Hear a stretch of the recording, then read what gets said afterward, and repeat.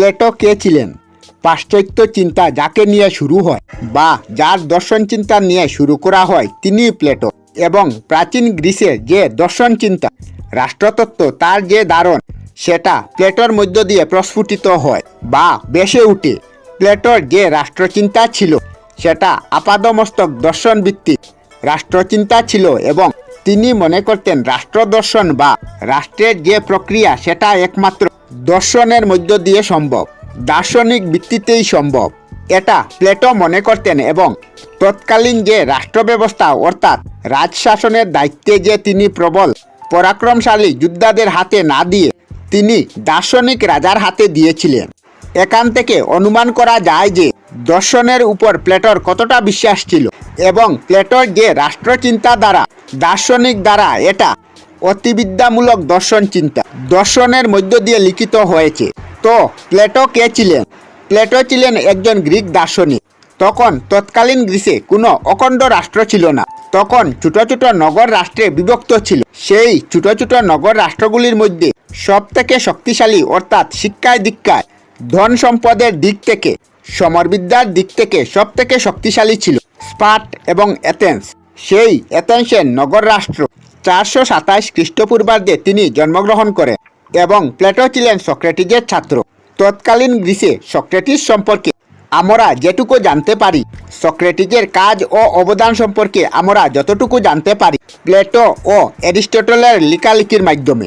অর্থাৎ সক্রেটিসের যে চিন্তাধারা, সক্রেটিসের যে প্রভাব প্লেটো এবং অ্যারিস্টটলও ছিল, তাই সক্রেটিসের ছাত্র ছিল প্লেটো।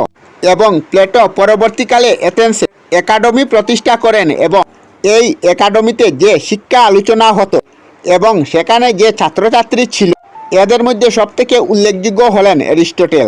এবং এখানে এ প্রসঙ্গে বলে রাখা দরকার, প্লেটোর ছাত্র ছিলেন অ্যারিস্টটল এবং প্লেটোর লেখা যে গ্রন্থ দ্য রিপাবলিক, যেটা তার যৌবনকালে লেখা, তারপর স্টেটমেন্ট এবং লস, এবং এই যে রিপাবলিক গ্রন্থটা কথনকথিক পদ্ধতিতে লেখা, অর্থাৎ সক্রেটিস যে পদ্ধতিতে আলোচনা করতেন কথনের মধ্য দিয়ে বা বিতর্কের মধ্য দিয়ে, সেই পদ্ধতিতে প্লেটোর রিপাবলিক গ্রন্থটি লেখা হয়।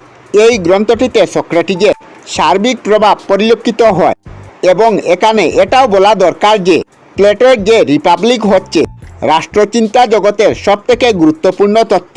গুরু শিষ্যের ব্যাপারটা আমরা ক্রোমোলজিক্যাল দেখে নেবে।